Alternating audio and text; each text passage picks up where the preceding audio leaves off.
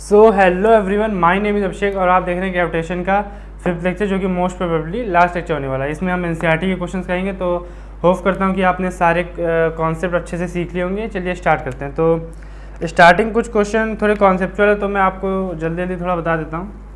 देख लीजिए, पहला क्वेश्चन ये हमसे बोल रहा है कि how does the force of gravitation between the two object change when the distance between them is reduce to half. मतलब कि दो चीज़ें ये हैं ऐसे, इसका मास m1 है, इसका मास m2 है, इसके बीच की डिस्टेंस r है, ठीक है। तो इसने बोला कि अगर इसके बीच की डिस्टेंस r/2 कर दी जाए, यहाँ तक कर दी जाए, पास ले आए जाए दोनों, तो फिर फोर्स ऑफ ग्रेविटेशन पे क्या अफेक्ट पड़ेगा। तो आपको पता है फोर्स क्या होती है, Gm1m2/r²। इसको F1 मान लीजिए, ये पहले केस में फोर्स है। दूसरे केस में फोर्स क्या हो जाएगी, Gm1m2/r/2 का स्क्वायर। तो ये क्या हो जाएगा, ये 2 बाहर आ जाएगा, मतलब कि ये r²/4 हो जाएगा, 4 ऊपर चला जाएगा, 4 Gm1m2/r²। ये समझ आ गया ना। अब ये क्या था, ये देखिए, ये तो F1 था ना, तो F2 कितना हो जाएगा, 4F1 हो जाएगा, ठीक है। मतलब कि 4 टाइम्स उसका फोर्स 4 टाइम्स हो गया। अब आप इस टाइम देख सकते हैं कि जो F होता है वो 1/r² के इन्वर्सली प्रोपोर्शन होता है, तो F, ठीक है, तो F हो जाएगा r/2 जब कर दिया, r/2 का स्क्वायर, तो ये 4/r² हो जाएगा ना। तो इसमें भी आ रहा है, इससे वैसे भी आ रहा है 4 टाइम्स, ठीक है। क्वेश्चन 2 देखते हैं। क्वेश्चन 2 हमसे बोल रहा है कि gravitational force act on object in proportion to their masses, why then heavy object do not fall faster than lighter object. मतलब कि जो फोर्स होता है वो Gm1m2/r² होता है, ठीक है। तो फिर जो हैवी ऑब्जेक्ट है वो लाइटर ऑब्जेक्ट से फास्टर क्यों नहीं गिरते हैं, ठीक है। मतलब कि जब ग्राउंड में स्ट्राइक करते हैं दोनों की स्पीड एक ही क्यों होती है। अब देखिए, स्पीड ऑफ फोर्स का तो कोई रिलेशन वैसे है नहीं अभी तो, ठीक है। तो मतलब तो अगर आप मान लीजिए, देख लीजिए, ये एक छोटा ऑब्जेक्ट है, ये एक बड़ा ऑब्जेक्ट है, इसका मास m1 है, इसका मास m2 है, और यहाँ से यहाँ तक की हाइट h है, और नीचे की तरफ acceleration due to gravity g लग रहा है। इसकी वेलोसिटी दोनों की स्टार्टिंग में u है, और इसकी वेलोसिटी v1 हो जाएगी, इसकी वेलोसिटी v2 हो जाएगी, ठीक है। तो फाइनल वेलोसिटी कैसे निकालेंगे, थर्ड इक्वेशन ऑफ मोशन लगा देंगे, तो देखिए क्या होगा, v² = u² + 2gh, ठीक है। अब सब एक ही डायरेक्शन में, तो मैंने पॉजिटिव ले लिया। देखिए नीचे u तो 0 ही है, v भी नीचे है, g भी नीचे है, तो u² कट के ये 0 है, तो v कितना आ जाएगा, √2gh, ठीक है। अब g जो है वो दोनों के लिए सेम है। देखिए इसके लिए acceleration due to gravity same ही है। h जो है हाइट, वो भी दोनों के लिए सेम है, तो जो उनकी फाइनल वेलोसिटी होगी वो दोनों की सेम ही तो होगी। वो मास पर डिपेंड करेगी, भले ही फोर्स मास पर डिपेंड कर रहा है, फाइनल वेलोसिटी थोड़ी डिपेंड करेगी, ठीक है। तो यही था क्वेश्चन आपका। और अगला क्वेश्चन देख लेते हैं। इसमें लिया, what is the magnitude of the gravitational force between the earth and 1 kg object on its surface, ठीक है। तो ये वाला क्वेश्चन मैंने आपको क्लास में करवाया था, ठीक है। तो फर्स्ट लेक्चर में ये क्वेश्चन कराया था, तो उसमें वैसे क्या बोल रहा है कि एक बार देख लेते हैं क्वेश्चन नंबर 3, ठीक है। ये मैंने आपको करवाया था, तो फर्स्ट लेक्चर में जाके देख लीजिएगा। इसमें ये है कि फोर्स निकालना है Gm1m2/r², ठीक है। तो ये 1 kg का एक ब्लॉक है, 1 kg ब्लॉक है, और अर्थ सरफेस है, इन दोनों के बीच में फोर्स ऑफ अट्रैक्शन निकालना है। तो ये मैंने आपको करवाया था। तो g की वैल्यू कितनी है, 6.67 × 10⁻−11, और m1 एक 1 है, एक अर्थ का मास है 6 × 10⁻24 अपॉन अर्थ की रेडियस 6400 × 10⁻3, ठीक है, इसका स्क्वायर ये है। तो इसको निकालते हैं तो 9.8 न्यूटन आता है। ये मैंने आपको करवाया था, इसीलिए जल्दी जल्दी करा रहा हूँ, ठीक है। मतलब कोई इसमें से ज़्यादा टफ क्वेश्चन था नहीं, थोड़ा जल्दी जल्दी बता दिया, ठीक है।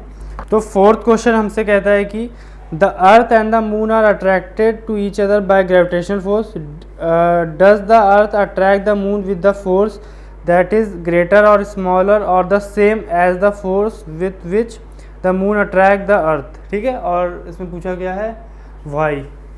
तो फिर इस क्वेश्चन का मतलब है कि ये अर्थ है और ये मून है, ठीक है। तो इसमें पूछा गया है कि जिस फोर्स से अर्थ मून को अट्रैक्ट करता है, क्या उसी फोर्स से मून भी अर्थ को अट्रैक्ट करता है? ये F1 है, ये F2 है। तो जाहिर सी बात है ये एक्शन रिएक्शन फोर्स है और न्यूटन्स थर्ड लॉ से हम ये बता सकते हैं कि ये दोनों फोर्सेस इक्वल होंगे, F1 इक्वल्स टू F2, ठीक है। ज़्यादा कम तो हो ही नहीं सकते, इक्वल क्यों होंगे? न्यूटन्स थर्ड लॉ से, ठीक है। बस यही पूछा गया था, ठीक है। फिफ्थ क्वेश्चन है कि if the moon attract the earth Y does the earth not move towards the moon, ठीक है। तो इस तरह के क्वेश्चन मैं आपको बहुत बार करा चुका हूँ, पिछले चैप्टर में भी शायद कराया था, हाँ कराया था, ठीक है। तो देखिए क्या होता है कि जब एक हैवियर ऑब्जेक्ट और एक छोटा ऑब्जेक्ट होता है, ठीक है, तो फोर्स ऑफ अट्रैक्शन इसमें भी F ही लग रहा है, इसमें भी F ही लग रहा है, ठीक है। पर क्या होता है ना कि इसका मास कम है, तो फोर्स इक्वल्स टू क्या होता है? Mass upon acceleration. तो एक्सीलरेशन क्या होगा? Force upon mass. फोर्स तो दोनों केस में कांस्टेंट है। अब इसका मास कम है तो ये उसकी तरफ खींचा चला जाता है, ठीक है, ये उसकी तरफ खींचा चला जाता है। पर इसका मास तो ज़्यादा है ना, तो इसका एक्सीलरेशन थोड़ा बहुत होता है पर वो पता नहीं चलता, ठीक है। और इस केसेस में तो जैसे कि ये मून इसमें रिवॉल्व कर रहा है, तो ग्रेविटेशनल फोर्स क्या काम कर रहा है? ये मून इसकी तरफ खींचा चला क्यों नहीं आता? मैंने बताया था कि इस पर एक सेंट्रीपिटल फोर्स लगता है, ठीक है। ये मतलब ये इसका सेंट्रीपिटल का काम कर रहा है। जब कोई चीज़ गोल गोल घूमती तो बाहर की तरफ जाना चाहती, तो वो इसको पकड़ के रखा है, ठीक है। तो इसलिए ये इसकी तरफ नहीं आता है। पर ये इसकी तरफ क्यों नहीं आता है? क्योंकि इसका मास बहुत ज़्यादा है, तो इसका एक्सेलरेशन काफ़ी कम हो जाता है। थोड़ा बहुत होता होगा तो वो पता नहीं चलता है, ठीक है, इसके मुकाबले। तो इसलिए ये इसकी तरफ नहीं आता। और मून क्यों नहीं आता है? क्योंकि मून तो रोटेट कर रहा है, तो वो जो फोर्स है वो उसको रोटेट करवाने में लग रहा है, वरना अगर वो फोर्स ना होता तो वो बाहर की तरफ चला जाता, ठीक है। तो इसलिए मून नहीं आ रहा, और अर्थ इसलिए नहीं आ रहा क्योंकि उसका मास बहुत बड़ा है, तो एक्सेलरेशन हमें पता नहीं चल रहा है, ठीक है। तो क्वेश्चन नंबर 6 हमसे बोलता है कि what happens to the force between two object. Number 1 mass of object is double, number 2 distance between object का पार्ट है डबल और ट्रिपल, और 3 है mass of both object are double, ठीक है। तो फिगर बना लीजिए, M1 है, M2 है, इसके बीच में डिस्टेंस R है। तो R जो डिस्टेंस होती है इसके सेंटर से सेंटर तक होती है, ठीक है। उनकी फोर्स होगी, क्या होगी? GM1 M2 upon R square. अब देखिए डिफरेंट केसेस देख लेते हैं। पहला देखिए क्या, mass of the object double, एक ऑब्जेक्ट का मास डबल कर दिया गया, तो क्या हो जाएगा? देखिए, तो इसको F1 से डिनोट कर देते हैं, तो F1 हो जाएगा G, M1 की जगह हम लिख देते हैं 2M1, ठीक, और M2 अपॉन R स्क्वायर, ठीक है। तो ये कितना हो जाएगा? 2G M1 M2 upon R square. तो ये कितना हो जाएगा? F1 इक्वल्स टू 2, ये वाला पार्ट क्या है? ये तो पूरा F है, 2F, ठीक है। मतलब कि फोर्स दुगना हो जाएगा। सेकेंड पार्ट देखिए, distance between object double triple.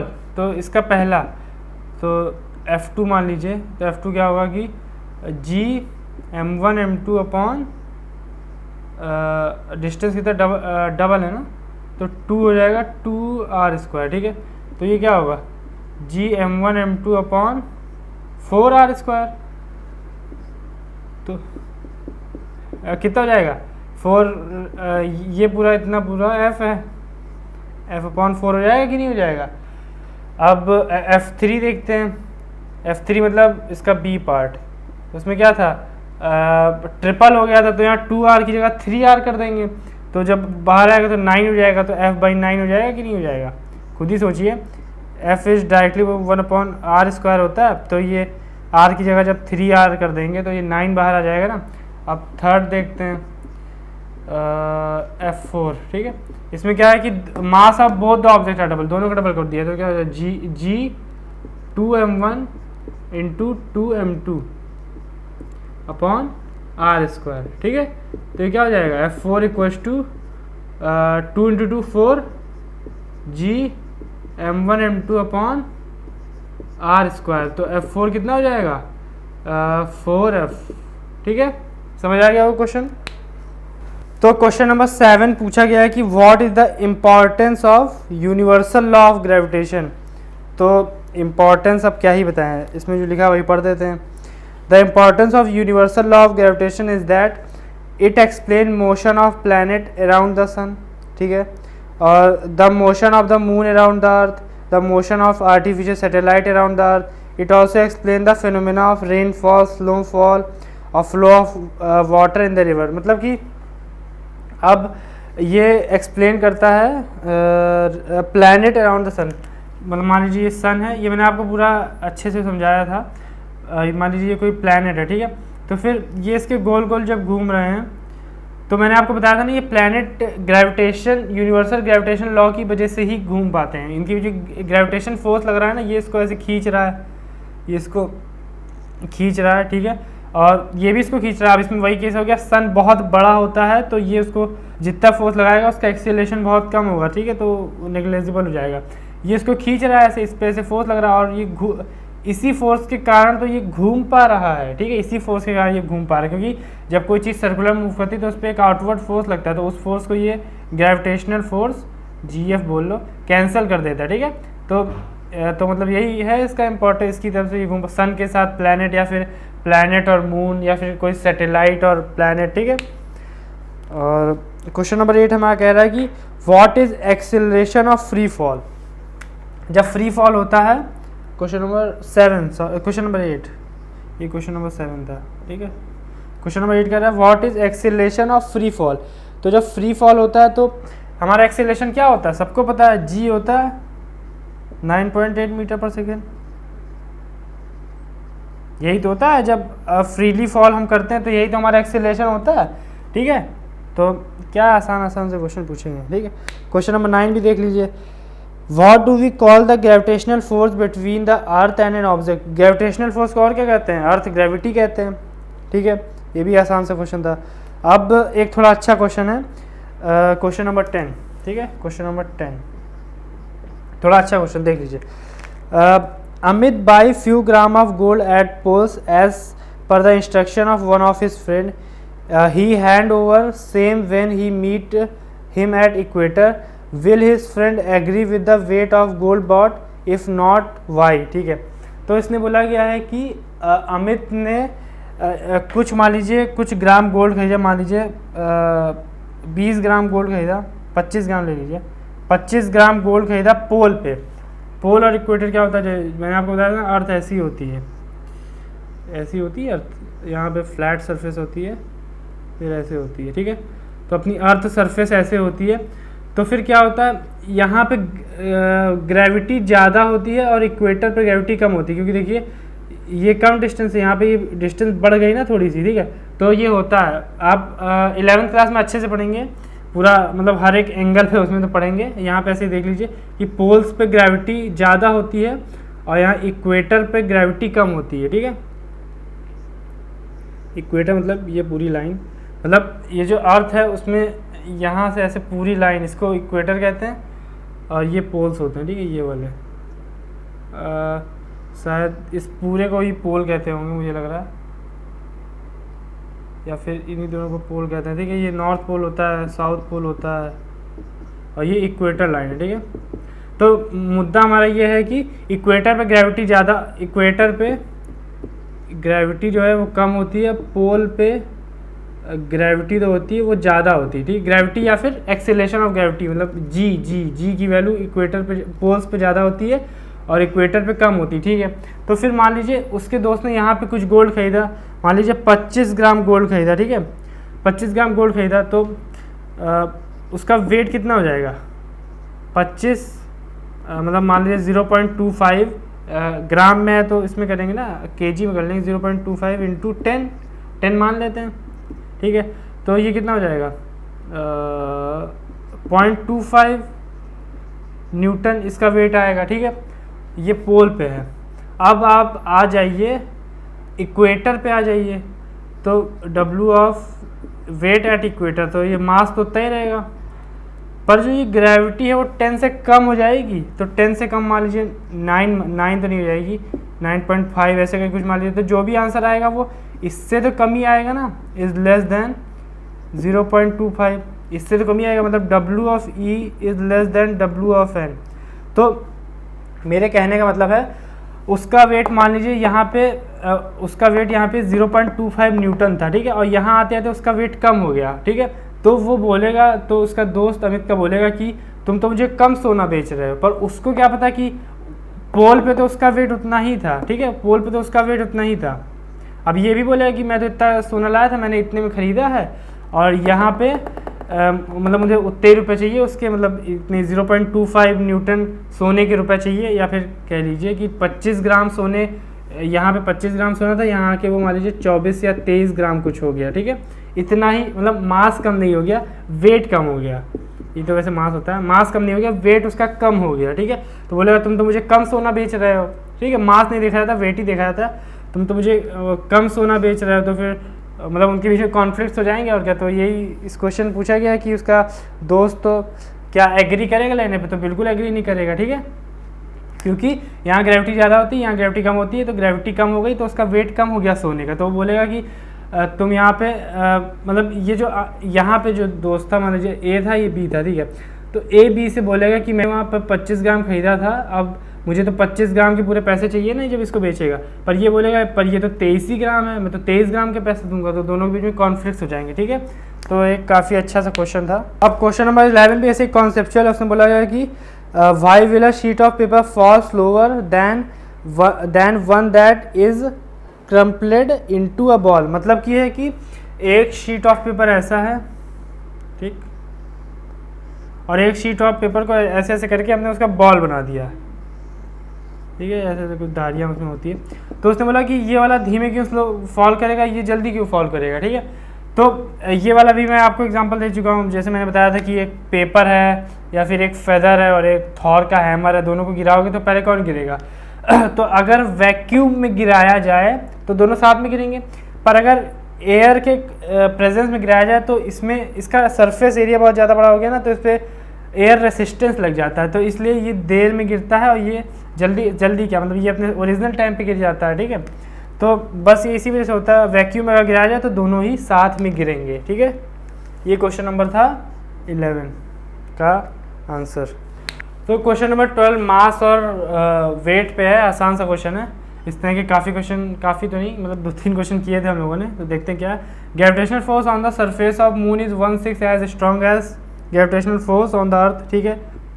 सबको पता कि जी जो मून का होता है तो 1/6 ऑफ जी ऑफ अर्थ होता है, ठीक है। देखा था हम लोगों ने पहले और कैलकुलेट भी किया था, तो उसी से आया था।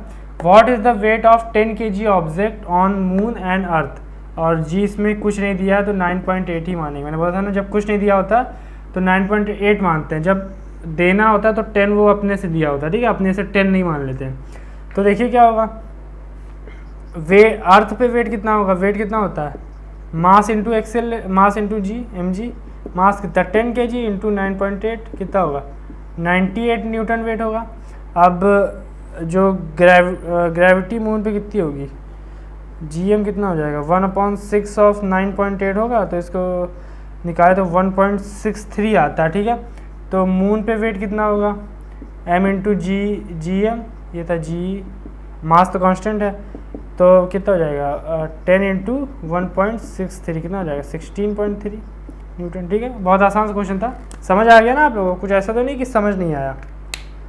तो क्वेश्चन नंबर है ये 13, ठीक है, बहुत ही आसान सा क्वेश्चन है। तो ये बोल रहा है कि a ball is thrown vertically upward with a velocity of 49 metre per second. एक बॉल है, उसको ऊपर फेंका गया कितने से 49 मीटर पर सेकेंड से, उसमें जी नीचे के लग रहा है कितना 9.8 मीटर पर सेकेंड स्क्वायर, ठीक है। और पूछा गया maximum height to which it rises और the total time it take to return the surface of earth, ठीक है। बहुत आसान क्वेश्चन है, मोशन का क्वेश्चन है इनफैक्ट, ठीक है। बस वर्टिकल डायरेक्शन दे दिया तो ग्रेविटेशन का क्वेश्चन हो गया। तो पहला पार्ट देख लेते हैं। तो हमें देखिए इसमें क्या दिया, जी दिया है और यू दिया है और हाइट निकालनी है और वी भी दिया है। वी क्या होगा 0, क्योंकि ऊपर जाके ये 0 पे हो जाएगा ना, स्टॉप हो जाएगा। तो थर्ड इक्वेशन ऑफ मोशन लगा दीजिए, v square plus u square plus 2gh, ठीक है। तो वी स्क्वायर देखिए, अब देखिए ऊपर की डायरेक्शन पॉजिटिव मान लीजिए, ऊपर पॉजिटिव तो नीचे की तरफ अपने आप नेगेटिव हो जाएगा, नीचे नेगेटिव हो जाएगा। तो वी कितना, वी तो 0 ही छोड़िए, यू कितना 49 का स्क्वायर नहीं पता मुझे कितना होता है, 49 × 49 लिख लीजिए, ठीक है। और प्लस 2, अब जी देखिए जी नेगेटिव है क्योंकि जी नहीं देता तो -9.8, ठीक। और इंटू एच तो हमें निकालना ही है। अब इसको उधर भेज दीजिए तो कितना हो जाएगा, 2 इंटू 9.8 हो जाएगा। 2 इंटू 9.8 नहीं करते हैं, इसको ऐसे ही रखते हैं, 2 इंटू 9.8 और into h equals to 49 into 49। ठीक है, अब देखिए 0 हटाइए, 10 लगाइए। ठीक है, अब देखिए 9.8 को 49 से, ये 98 है ना, तो ये 2 आएगा 49 से जब काटो। ठीक है, तो h कितना हो जाएगा, 49 इंटू 10, 49 इंटू 10 अपॉन 4। तो मैं देख लेता हूँ आंसर कितना आएगा इसका। ये कुछ आ रहा है 122.5। ठीक है, ऐसे भी निकाल सकते थे कि ये 2.5 जाएगा, 2.5 को इससे इंटू करके। ठीक है, मीटर एच निकाला ना। ठीक है, समझ आ गया, कैलकुलेशन थी छोटी सी बस। सेकेंड पार्ट देखते हैं।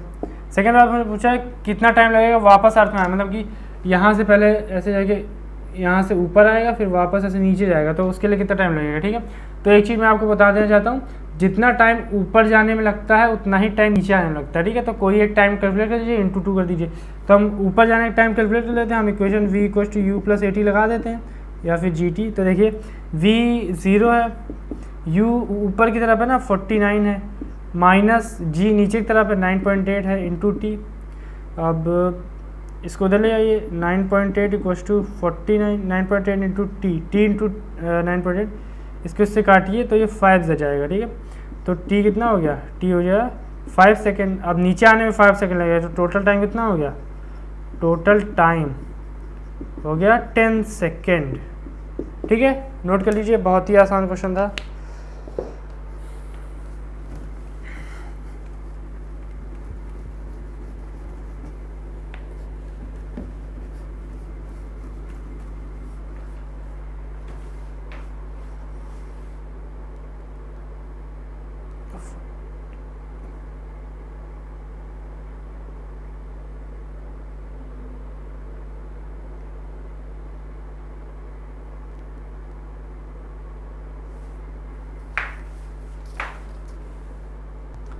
तो देखिए क्वेश्चन 14 हमसे क्या कह रहा है, बहुत ही सिंपल सा क्वेश्चन है।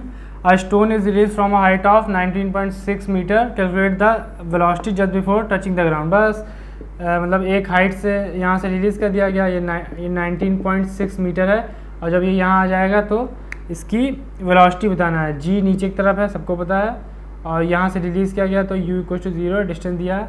तो थर्ड इक्वेशन हम उसे निकालेंगे, v equal to u square plus 2gh।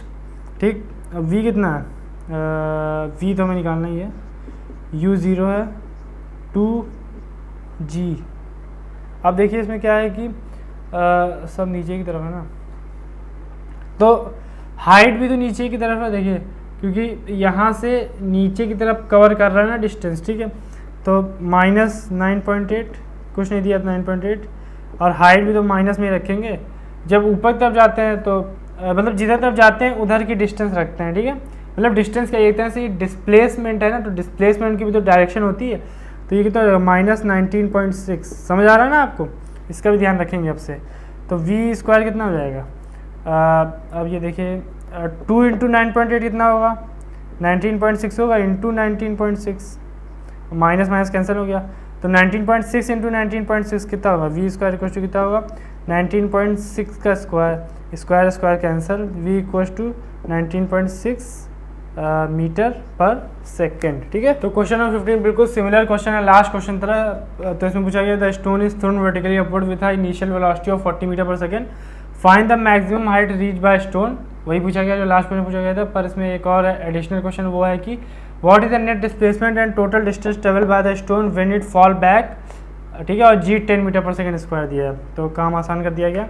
तो मतलब कि है कि एक स्टोन है, यहाँ से फेंका गया है, ऊपर गया वापस नीचे आ गया। ठीक है, मैक्सिमम हाइट पूछी गई है h, तो और 40 मीटर पर सेकेंड से फेंका गया था, तो u है 40 मीटर पर सेकेंड ऊपर की तरफ, g है नीचे की तरफ कितना 10 मीटर पर सेकेंड स्क्वायर, ऊपर जाके v कितना है 0। थर्ड इक्वेशन हम क्वेश्चन लगा दो, v square equal to u square plus 2gh, v square 0 है तो हो जाएगा 0 equal to u square plus u square क्या वैल्यू रख दो सीधा, 40 इंटू 40 का स्क्वायर प्लस 2, जी नीचे की तरफ है 10 माइनस हो जाएगा एच निकालना है इधर ले आओ, तो 20 होगा इक्वल्स टू 1600, इससे ये घटा इससे ये घटा 80 आया, एच इक्वल्स टू 80 मीटर।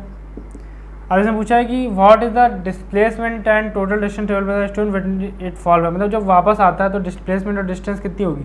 तो डिस्प्लेसमेंट तो जीरो होगा, जहाँ से गया वहाँ तक वहीं आ गया, डिस्प्लेसमेंट जीरो, और डिस्टेंस कितनी होगी, डिस्टेंस 40 मीटर ऊपर ट्रेवल किया, 40 मीटर वापस नीचे, सॉरी 80 मीटर ऊपर ट्रेवल किया, 80 नीचे, तो 2 इंटू 80 कितना होगा 160 मीटर, ठीक है 160 मीटर आंसर जाएगा। आसान सा क्वेश्चन था, नोट कर लीजिए। तो एक बहुत ही आसान सा question, calculate the force of gravitation between earth and sun. एक ही formula G equals to m1 m2 r square, बस मतलब इसमें आपकी कैलकुलेशन चेक करना चाहता है और कुछ नहीं। तो जी की वैल्यू है 6.67 इंटू 10 टू द पावर -11, और मास ऑफ अर्थ ये है 6 into 10 to power 24, mass of sun ये है 2 इंटू 10 टू पावर 30। देखिए मास ऑफ सन इतना बड़ा है, इसीलिए तो सन का एक्सेलरेशन नहीं होता, ठीक है। मास ऑफ सन देखिए कितना गुना बड़ा है, मतलब कि 1 लाख गुना बड़ा है, लगभग 10 लाख गुना बड़ा है, ठीक है।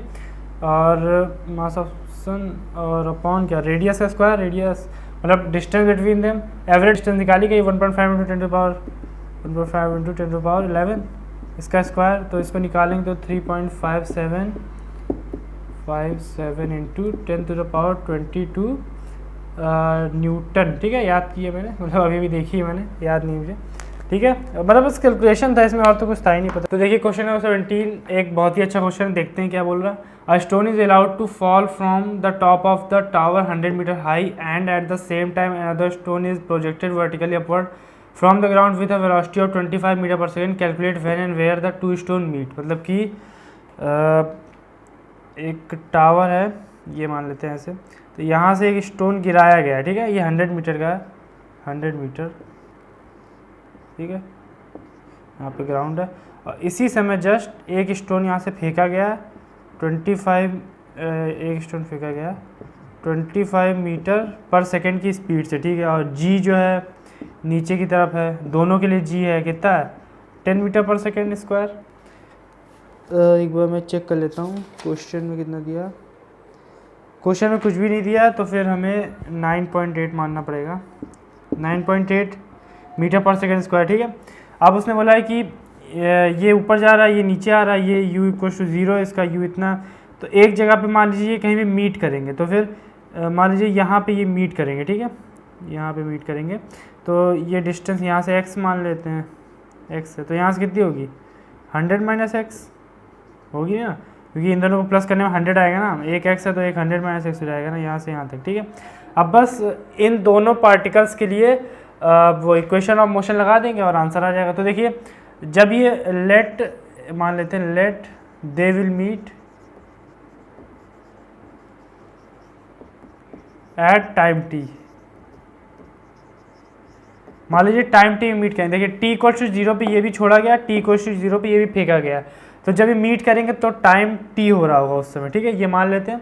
अब क्या करें, हमें ये टाइम टी निकालना है, तो इसमें फर्स्ट इक्वेशन ऑफ मोशन लगा देते हैं, क्या होगा v equals to u plus g t, ठीक है।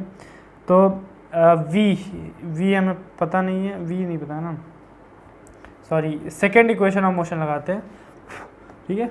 सेकेंड इक्वेशन ऑफ मोशन क्या होगा, h equals to u t plus half g t square, ठीक है।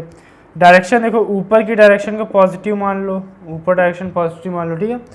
तो पहले इस पार्टिकल मान लो, ये पार्टिकल 1 है, ये पार्टिकल 2 है, ये पार्टिकल 2 है, ठीक है। तो पार्टिकल 1 के लिए लगाओ, पार्टिकल 1, पहले पार्टिकल 1 के लिए लगाओ ये सेकेंड इक्वेशन ऑफ मोशन, ठीक है।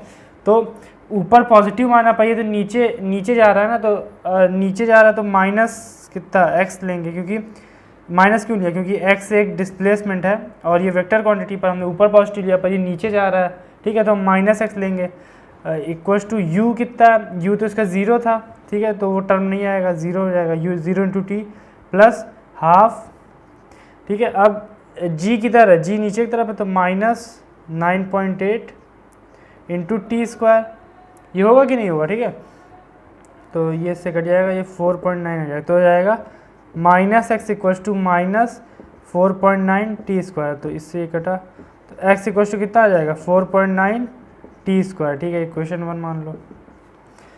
अब सेकेंड इक्वेशन, अब फॉर पार्टिकल 2 में लगाओ, पार्टिकल सेकेंड में लगाओ, सेकेंड इक्वेशन ऑफ मोशन, ठीक है। तो इसमें क्या होगा, इसने हाइट कितनी ट्रेवल की है 100 प्लस 100 माइनस एक्स, अब 100 माइनस एक्स को पॉजिटिव में ही लिया क्योंकि ये ऊपर जा रहा है और ऊपर हमने पॉजिटिव लिया, इक्वल टू इसकी वेलोसिटी ऊपर की तरफ 25 है ना, तो ऊपर पॉजिटिव डायरेक्शन, तो 25 लेंगे, 25 इंटू टी, गलत तो नहीं हो जाएगा, चलो ठीक है, 25 into T minus plus half और माइनस 9.8 क्योंकि जी तो नीचे ही है, इंटू टी स्क्वायर, ठीक है। तो देखो इसको काटो, ये कितना हो जाएगा, वही 4.9 हो जाएगा, तो ये हो जाएगा 100 minus x equals to 25 t minus 4.9 t square, ठीक है, ये इक्वेशन 2 हो गई। अब देखो x की वैल्यू यहाँ पुट कर देंगे, इस इक्वेशन से x की वैल्यू यहाँ पुट कर देंगे, तो देखो क्या आ जाएगा, x की वैल्यू यहाँ पुट कर देंगे, तो देखो हमारे पास दो इक्वेशन है, दो वेरिएबल, देखो x और t वेरिएबल और x और t इसमें भी और दो इक्वेशन, तो आराम सॉल्व कर लेंगे।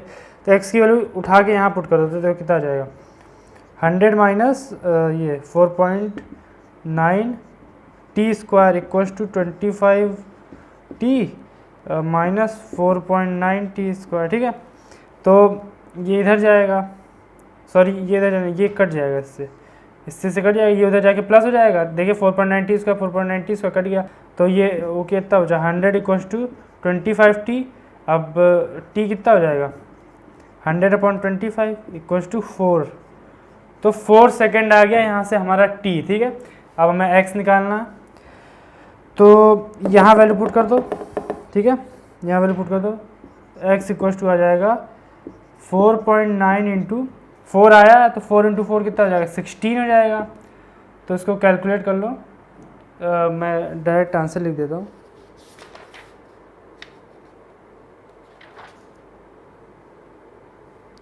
ये आएगा 78.4, ठीक है, मतलब कि ऊपर से 78.4 डिस्टेंस पे ही मीट किए, ऊपर से 74.8 से मीट किया, तो नीचे से कितना हुआ, नीचे से 100 माइनस होगा 78.4 कितना आएगा 21.6, ठीक है, मीटर।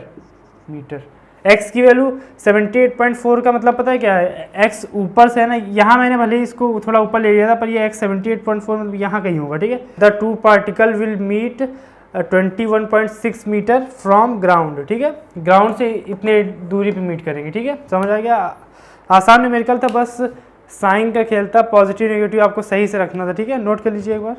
तो ये भी एक बहुत अच्छा क्वेश्चन है, ठीक है। तो इसमें बोला गया ball is thrown vertically upward return to the thrower after 6 second, मतलब बॉल एक ऊपर फेंकी गई, मान लीजिए यहाँ से फेंकी गई और जिसने फेंकी उसके हाथ में 6 सेकेंड में आ गई, ठीक है। टोटल टाइम कितना लगा 6 सेकेंड, तो फिर बॉल को यहाँ से ऊपर पहुँचने में टाइम कितना लगेगा, टी अपवर्ड बोल सकते हैं, टी अपवर्ड कितना होगा, टी अपवर्ड होगा 3 सेकेंड और टी डाउनवर्ड भी होगा 3 सेकेंड, ठीक है। आप देखिए निकालना क्या था, velocity with which it was thrown up, अब किस वेलोसिटी से फेंकी गई थी, मान लीजिए यू वेलोसिटी से फेंका गया था, ठीक है, यू वेलोसिटी से, आप देखिए जी नीचे की तरफ है, यहाँ आके वी जो थी वो 0 हो गई, तो ये यू निकालना हमें, और हमें टाइम दिया, तो फर्स्ट इक्वेशन आप मुझे लगा देंगे, फर्स्ट पार्ट नंबर 1, ठीक है, v equals to u plus 80 या फिर जी टी लिख लीजिए, v तो 0 हो गया क्योंकि यहाँ रुक गया, 0 इक्वल्स टू यू, अब u पॉजिटिव लेंगे, ऊपर की डायरेक्शन को पॉजिटिव ले लीजिए, ठीक है, 0 u निकालना u, और माइनस g जो है नीचे की तरफ है तो 9.8 ले लेंगे क्योंकि कुछ भी दिया नहीं गया, 9.8 इंटू टाइम कितना है 3, तो u कितना हो जाएगा, इसको पूरे को उधर पे, तो u हो जाएगा 9.8 इंटू 3, ठीक है, ये कितना हो जाएगा 30, तो 29.6 सेकेंड आई गेस, देखने दो, 29.4 सेकेंड, सॉरी 29.4 सेकेंड, ठीक है, ये अपना टाइम आ गया, ये अपना वो sorry metre per second, velocity आगे की इस वेलोसिटी से फेंका गया था। सेकंड पार्ट देखते हैं क्या बोल रहा है। Maximum height it will reach, maximum height कैसे निकालेंगे, सेकंड इक्वेशन ऑफ मोशन से, सेकंड इक्वेशन ऑफ मोशन से, या फिर थर्ड इक्वेशन ऑफ मोशन लगा लेते हैं, v square equals to u square plus 2gh। ठीक है, h निकालना हमें, यहाँ पे v ज़ीरो है, v ज़ीरो है, zero equals to u square, अब plus 2 into g minus 9.8, minus क्यों, क्योंकि g नीचे हमने ऊपर पॉजिटिव आना है। यू स्क्वायर की वैल्यू रख देते हैं, u ये आया है 29.4 का स्क्वायर। ठीक है, और इंटू h हमें निकालना, तो इस पूरे को इधर ले जाओगे तो 2 इंटू 9.8 h इक्वल्स टू 29.4 का स्क्वायर, इसका स्क्वायर निकाल लो और फिर ये वाला पार्ट इसके नीचे भेज दो, तो h इक्वल्स टू कितना आ जाएगा 29.4 का स्क्वायर अपॉन 2 इंटू 9.8। कैलकुलेशन है कर लेना, मैं आपको डायरेक्ट आंसर बता देता हूँ, ये आ जाएगा 44.1 मीटर। कैलकुलेशन बड़ी गंदी हो गई, अगर जी थोड़ा 10 दिया होता तो कैलकुलेशन थोड़ी आसान हो जाती। चलिए छोड़िए, ठीक है, 44.1 मीटर आ गया। थर्ड पार्ट देखते हैं इसका। थर्ड पार्ट पूछा है इट्स पोजीशन आफ्टर 4 सेकेंड। अब देखिए क्या होगा, देखिए अब देखिए इक्वेशन ऑफ मोशन हम लगाते कब, ये मैंने आपको बताया था ना, मतलब कि जब कांस्टेंट एक्सेलरेशन हो किसी भी पाथ में, मान लीजिए कोई भी पाथ ट्रेवल कर रहा है, यहाँ से यहाँ कर रहा है या फिर कैसे भी कर रहा है, पाथ ट्रेवल कर रहा है और उसमें कांस्टेंट एक्सेलरेशन हो, ठीक है, तब इक्वेशन ऑफ मोशन लगाते हैं। और स्ट्रेट लाइन में चल रहा हो, ये तो है ही, ठीक है, तब इक्वेशन ऑफ मोशन लगाते हैं। तो देखिए 4 सेकेंड में क्या होगा, देखिए पहले ये यहाँ जाएगा, 3 सेकेंड तक ये यहाँ जाएगा, फिर ये थोड़ा नीचे आएगा ना, तो देखिए इस पूरे पाथ में क्या ये कांस्टेंट एक्सेलरेशन है, एक्सेलरेशन हर समय जी था ना, एक्सेलरेशन तो कभी बदला नहीं है, और स्ट्रेट लाइन में भी तो चल रहा है, क्या हुआ, भले ही वो वापस आ रहा है, ऐसे गया ऐसे आ गया, तो है तो स्ट्रेट लाइन में ही, तो यही, तो इस पॉइंट से इस पॉइंट तक हम इक्वेशन ऑफ मोशन लगा सकते हैं, जरूर लगा सकते हैं। और किसी पॉइंट पे, किसी भी 2 पॉइंट लगा सकते हैं, यहाँ से यहाँ लगा सकते हैं, यहाँ से यहाँ लगा सकते हैं, कहीं भी लगा सकते हैं, पर हमें अभी t = 4 सेकंड में लगाना। मान लीजिए t = 4 सेकंड में यहाँ आया, क्योंकि हमें पता है 3 में यहाँ जाएगा फिर नीचे ही आएगा, तो यहाँ से यहाँ के बीच में इक्वेशन ऑफ मोशन लगा देते हैं। हम कौन सी इक्वेशन ऑफ मोशन लगाएंगे, सेकंड इक्वेशन ऑफ मोशन लगाएंगे, ठीक है। सेकंड लगाएं कि क्या निकालना है हमें, s निकालना, t, हाँ सेकंड इक्वेशन ऑफ मोशन लगाएंगे, तो क्या हो जाएगा h = ut plus half at², ठीक है। h तो हमें निकालना ही है, ठीक है। u कितना है, ये है 29.4, अभी आया 29.4, और टाइम कितना है 4 सेकेंड है, प्लस हाफ 9.8, और ये हो जाएगा माइनस में हो जाएगा, क्यों, जी नीचे की तरफ है, और इंटू 4 × 4, ठीक 2। तो इसको जब आप सॉल्व करेंगे तो मैं आंसर टाइप बता देता हूँ, आंसर आ जाएगा 4.9 मीटर, ठीक है, 4.9 मीटर, ठीक है। समझ आ गया होगा, नोट कर लीजिए, बस साइन का खेल था, साइन ऊपर नीचे लगाना है, ठीक है, और बहुत इजी सा क्वेश्चन था। क्वेश्चन नंबर 19 और 20 वो थोड़ा कंसेप्चुअल क्वेश्चन है, तो मैं आपको बता देता हूँ। तो क्वेश्चन 19 में पूछा गया है कि in what direction does the बॉइंट force act on an object immerse in a liquid, मतलब कि कोई ऑब्जेक्ट है वो पानी में डुबो दिया गया है, तो उस पर बाइंड फोर्स किधर लगती है, सबको पता है भाई, ऊपर की तरफ ही लगती है बाइंड फोर्स, ठीक है। तो बड़ा इजी क्वेश्चन था, ऊपर की तरफ बाइंड फोर्स हमेशा लगती है, ठीक है। क्वेश्चन नंबर 20, इसमें पूछा गया है कि why does the block of plastic release under water come up to the surface of water, ठीक है।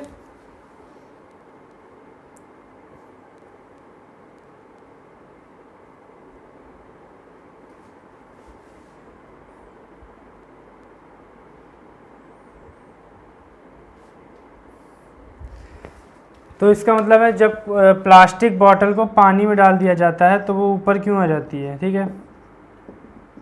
प्लास्टिक बॉटल है ना, what is a block of plastic, ठीक है, प्लास्टिक का कोई ब्लॉक पानी में डाल दिया जाता है तो ऊपर क्यों आ जाता है, तो ऊपर क्यों आता है जब bind force, bind max is greater than W हो जाती है। बाइंड मैक्स का मतलब क्या है, बाइंड फोर्स जब कि वो पूरा डूब चुका हो, क्योंकि जब पूरा कोई ऑब्जेक्ट डूब जाता है तभी मैक्सिमम बाइंड फोर्स लगती है, तो वो वेट से ज़्यादा है तो ऊपर ज़्यादा फोर्स लग रही है, नीचे कम फोर्स लग रही है, तो नेट रिजल्टेंट ऊपर है ना, तो ऊपर ही तो जाएगा, ठीक है, तो इसीलिए वो ऊपर आ जाता है, ठीक। आसान सा क्वेश्चन था। तो देखिए क्वेश्चन नंबर 21 हमसे ये बोल रहा है कि द वॉल्यूम ऑफ ये the volume of 50 gram of substance is 20 centimetre cube, will the substance float और सिंक इन वाटर, ठीक है, वाटर, और वाटर की डेंसिटी दी है, रो ऑफ वाटर दिया है 1 ग्राम पर सेंटीमीटर क्यूब, ठीक है। तो फिर पहले हम इसकी डेंसिटी निकाल लेते हैं, डेंसिटी ऑफ सब्सटेंस कितनी, ये रो है ना, रो का सिंबल है, ठीक है, इसे रो बोलते हैं, और ये rho of s, s suffix में सब्सटेंस, रो ऑफ सब्सटेंस है, डेंसिटी क्या होता है, मास अपॉन वॉल्यूम, मास है 50, वॉल्यूम कितना है 20, और ये ग्राम पर सेंटीमीटर क्यूब में होगा, क्योंकि ग्राम और सेंटीमीटर क्यूब है, तो कितना होगा 2.5 ग्राम पर सेंटीमीटर क्यूब। अब ये पानी में तैरेगा कि डूब जाएगा, देखिए इसकी डेंसिटी 1 है, इसकी 2.5 है, तो इसकी डेंसिटी ज़्यादा है, तो rho of s rho of liquid है, क्या होगा सिंक कर जाएगा, ठीक है, अंदर डूब जाएगा। डेंसिटी लिक्विड से अगर ज़्यादा होती सब्सटेंस की तो वो अंदर डूब जाता है, ठीक है। तो देखिए ये है आखिरी क्वेश्चन इस चैप्टर का, ठीक है, इसके बाद हम लेक्चर खत्म करेंगे और ये चैप्टर भी खत्म हो जाएगा, ठीक है। तो देख लेते हैं, अच्छा क्वेश्चन है काफ़ी, देखिए तो इसमें लिखा the volume of 50 gram sealed packet is 350 centimetre cube. एक 50 ग्राम का पैकेट है, मान लीजिए ऐसे पैकेट है, सील्ड पैकेट है, उसका वॉल्यूम है 350 centimetre cube. Will the packet float और सिंक इन वाटर, ठीक है, और what will be the mass of water displaced by this packet, ठीक है। तो फिर इसकी डेंसिटी निकाल लेते हैं, डेंसिटी ऑफ पैकेट कितना होगा, मास है 50 अपॉन 350, 50 है कि 500 है, आई थिंक, हाँ ये 500 ग्राम है, सॉरी ये 500 है, तो 500 अपॉन 350 कितना होगा, ये करा 5 से काटो 10, 5 से काटो 7, तो इसका आई थिंक 1.47 होगा, 1.42 होगा, 1.42 ग्राम पर सेंटीमीटर क्यूब, ठीक है। 1.42 है, वाटर का कितना होता है, डेंसिटी ऑफ वाटर 1 ग्राम पर सेंटीमीटर क्यूब, ठीक है। अब इसकी डेंसिटी इससे ज़्यादा है तो क्या होगा, ये डूब जाएगा, sink in water, sink in water, ठीक है। तो अब पूछा गया है कि ये पानी कितना डिस्प्लेस करेगा अगर पानी में डुबाया जाए, ठीक है। तो देखिए अच्छा क्वेश्चन इस तरह का एक करना चाहिए था आपको। मान लीजिए ये अप टू द ब्रिम भरा है पानी, ठीक है, और इसमें वो पैकेट डुबा दिया गया, ठीक है। तो पैकेट डुबा दिया गया तो थोड़ा पानी बाहर आ जाएगा, ठीक है, चारों तरफ से बह जाएगा। पानी कितना बहेगा, पानी का मतलब कितना मास पानी का बहेगा, ठीक है, ये पूछा गया। तो देखिए जितना वॉल्यूम इसका है उतना ही तो ये पानी डिस्प्लेस करेगा, क्योंकि जितने वॉल्यूम में ये डाला गया तो उतना ही वॉल्यूम का वो इस बकेट से बाहर आ जाएगा, ठीक है, समझ गए ना, जितना ही डाला गया उतना ही वॉल्यूम वाटर बकेट से बाहर आ जाएगा। तो फिर इसका वॉल्यूम कितना है, इसका वॉल्यूम है 350 सेंटीमीटर क्यूब, तो वाटर डिस्प्लेस कितना होगा, वाटर डिस्प्लेस 350 सेंटीमीटर क्यूब, मतलब ये समझ गए ना इतना पानी क्यों डिस्प्लेस होगा। मान लीजिए ये पूरी फिल है, ठीक है, अब इसमें कुछ जा नहीं सकता, तो फिर 350 सेंटीमीटर क्यूब का जब वॉल्यूम अंदर जाना तो 350 सेंटीमीटर क्यूब वॉल्यूम बाहर आएगा तभी तो ये अंदर जाएगा, तो पानी का इतना वॉल्यूम डिस्प्लेस हो गया। अब डेंसिटी इक्वल टू क्या होता है, डेंसिटी इक्वल टू होता है मास अपॉन वॉल्यूम। अब इसको इससे इंटू कर दी, डेंसिटी इंटू वॉल्यूम कितना हो जाएगा, मास हो जाएगा, बस हमें मास निकाला। डेंसिटी में पता कितनी होती है 1 ग्राम पर सेंटीमीटर क्यूब, और वॉल्यूम कितना है 350 सेंटीमीटर क्यूब, ठीक है। तो ये कितना हो जाएगा मास, 1 इंटू 350 ग्राम, ठीक है। बस बहुत ही इजी क्वेश्चन था, तो 350 ग्राम वाटर डिस्प्लेस हो जाएगा, ठीक है। तो ठीक है, ये काफ़ी अच्छा क्वेश्चन था। तो अपने लेक्चर को यहीं पे ख़त्म करते हैं और हमारा चैप्टर भी यहीं ख़त्म होता है, और अगले लेक्चर में हम वर्क पावर एनर्जी स्टार्ट करेंगे, ठीक है। फिर पढ़ते रहिए, रिवाइज करते रहिए, क्योंकि पढ़ा लिखा हमेशा काम में आता है।